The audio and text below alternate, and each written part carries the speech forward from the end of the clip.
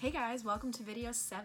We are going to be talking about your rights as a parent and a patient today.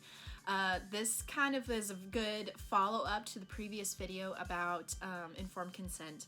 And this can help you kind of realize, what the extent of your rights are to kind of really reaffirm that you have a right to informed consent.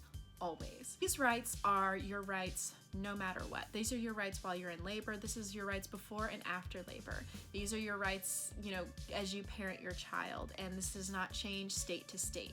You will need to be aware of some of your state laws, especially if you're going to be rejecting vaccines or vitamin K or anything like that, because some states do have laws that you have to work with.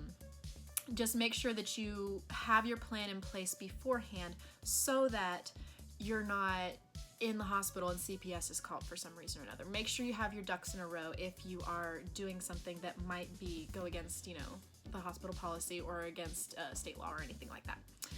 But these rights are the same always, and I'm just going to read through them with you. You have the right to health care during pregnancy and after birth. You have the right to health care that is consistent with current scientific evidence. You have the right to choose a midwife or a physician. You have the right to choose your birth setting. You have the right to leave a caregiver if they do not meet with your needs or life. I want to emphasize that likes does count too. If your care provider grates on your nerves, how much more annoying are they going to be in labor? So just keep that in mind. You have the right to information about your care provider's views on interventions. And this is something that asking a care provider about their C-section rates, you are allowed to have access to that information. You have the right to privacy.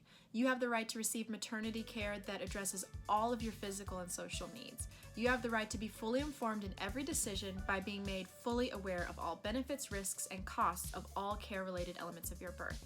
And that one follows right along with the acronym BRAIN. So, informed consent, you have a right to it.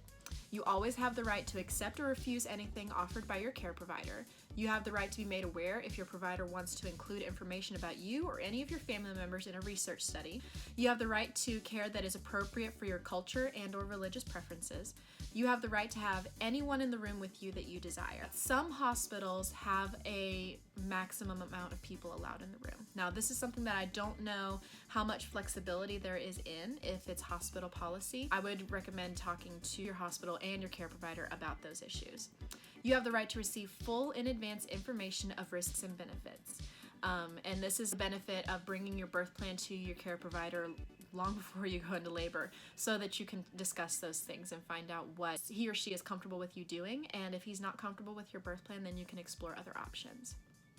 You have the right to freedom of movement in labor. You have the right to uninterrupted contact with your newborn. Someone that you trust, a family member or spouse, should be allowed to go with the newborn pretty much anywhere. You are not required to send your newborn to a nursery or anything like that.